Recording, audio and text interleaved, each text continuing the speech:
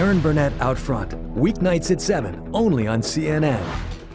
And this is like a flying car. Great idea, but in execution it gets complicated. And here's why. Intelligence sources, some in Congress, some in the White House obviously say, look, we know where it's all made, we know where it's all stored, but if they really want to get at this stuff, they're going to have cooperation from the Syrians. Why? Because much of this stuff has been moved. We think we know where it was, but they've had 10 days to put it into secure locations, destroy some of it, or give it to units that need it. So if we go to a location, for example, where we expect to find barrels and barrels and barrels of chemical weapons, and in that location we find a fraction of it, U.S. forces or UN forces find a fraction of it, what happens? Well, this is where we get into the inspection regime. You have to take the Syrians' word. We're going to say, we think there should be this much here. You tell us there's this much here.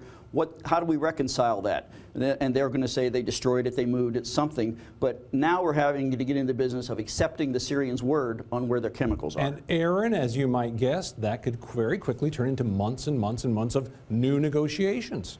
Right, because of course you could see why they would, well, not want to tell us where they all are for obvious reasons. But then, Tom and Colonel, I'm curious, what about the basic things? So say you go in that room, you're missing a lot of them, but you find some of them. Then you have to transport them through a civil war, which includes elements friendly to al-Qaeda who would want to take those chemical weapons from you and use them for nefarious purposes. How the heck do you do that?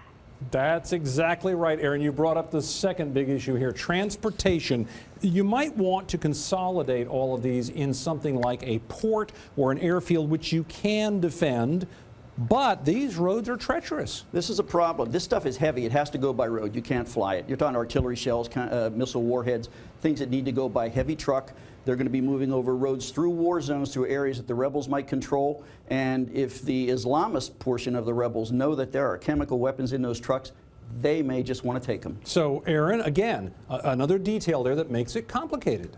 I mean, really complicated. I mean, I guess to use a nice word, right? Impossible might be a word someone else might use. I mean, but you're talking about a country embroiled in a civil war, Colonel. You're talking about, you know, if these Islamist-friendly elements were to know that there were chemical weapons going through.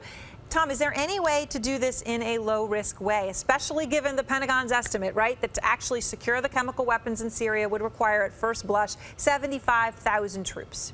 Yeah, this is a low-risk way. You know what you're talking about, Aaron, here. In a nutshell, we've been talking about all day. Security, security, security in a country in a civil war.